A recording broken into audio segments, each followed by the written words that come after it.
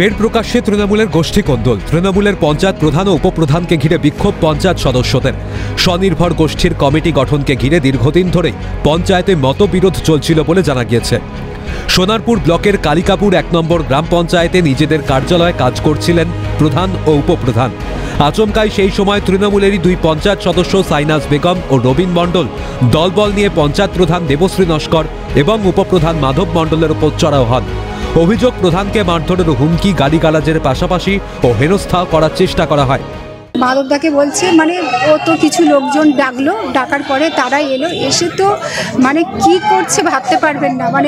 যতটা অশ্লীল ভাষায় গালাগালি, নোংরা, কত মিনিমাম 50 জন মেয়েদের নিয়ে গেছে, ওদের সাজানো জন মেয়েকে নিয়ে গেছে, নিয়ে গিয়ে তাদের বলছে তুমি ওকে ধরে নিয়ে আসো, নিয়ে এসে এখানে পিটিয়ে পেটাও, চুলের টিকি ধরে নিয়ে আসো, প্রধানকে তুলে এনে পেটাও।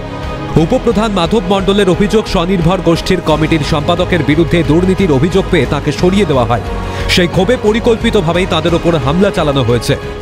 সবাইকে ঠিকমতো লোন দিত না, যাকে মনে হতো লোন দিত, সবার থেকে সমান হারে ইন্টারেস্ট দিত না, সঙ্গের টাকা তুলে বাইরে খাটানো, যারা সিএসপি আছে, যারা বিভিন্ন সার্ভে করে তাদের পারিশ্রমিক পুরো দিত না।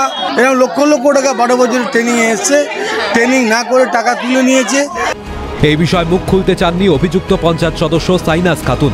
তবে পুরো বিষয়টি ঊর্ধ্বতন কর্তৃপক্ষকে জানানো হয়েছে বলে জানিয়েছেন তিনি। আমি এই বিষয়ে কোনো কথা বলবো না এই মুহূর্তে। আমি ঊর্ধ্বতন কর্তৃপক্ষকে জানিয়েছি, আমার নেতৃত্ববর্গ জানে।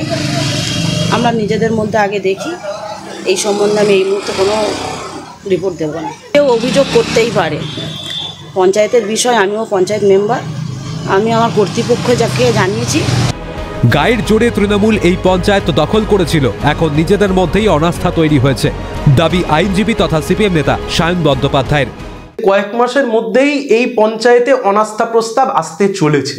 এটা কার্যত দিনের আলোর মতো স্পষ্ট যে এই প্রধান উপপ্রধানের ওপর তৃণমূল কংগ্রেসের যারা নির্বাচিত সদস্য তাদেরই কোনো আস্থা নেই, এবং আস্থা নেই বলেই তারা হয়তো গিয়ে ঘেরাও করেছে।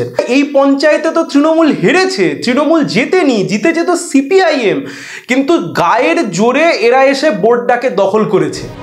স্বনির্ভর গোষ্ঠীতে প্রধান এবং উপপ্রধানের স্বজন পোষণের কারণেই এই ধরনের ঘটনা ঘটেছে, দাবি বিজেপির যাদবপুর সাংগঠনিক জেলার সভাপতি মনোরঞ্জন জোদ্দারের। এখানকার প্রধান এবং উপপ্রধান মিলে যে স্বনির্ভর গোষ্ঠী তৈরি হয়েছে, সেটা তাদের পরিবার, আত্মীয় স্বজন তাদেরকে সেই সুবিধাটা পাইয়ে দিয়েছে। এমনকি ওই পঞ্চায়েতের অন্যান্য সদস্যরা এটা জানেন না, প্রধান এবং উপপ্রধান মিলে এই দুর্নীতিটা করেছেন। সেই জন্য তৃণমূলের অন্য যে সমস্ত সদস্যরা তারা গিয়ে প্রতিবাদ করেছেন। বছর ঘুরলেই বিধানসভা নির্বাচন, আর তার আগেই তৃণমূলের অন্তরে কোন্দল চরমে।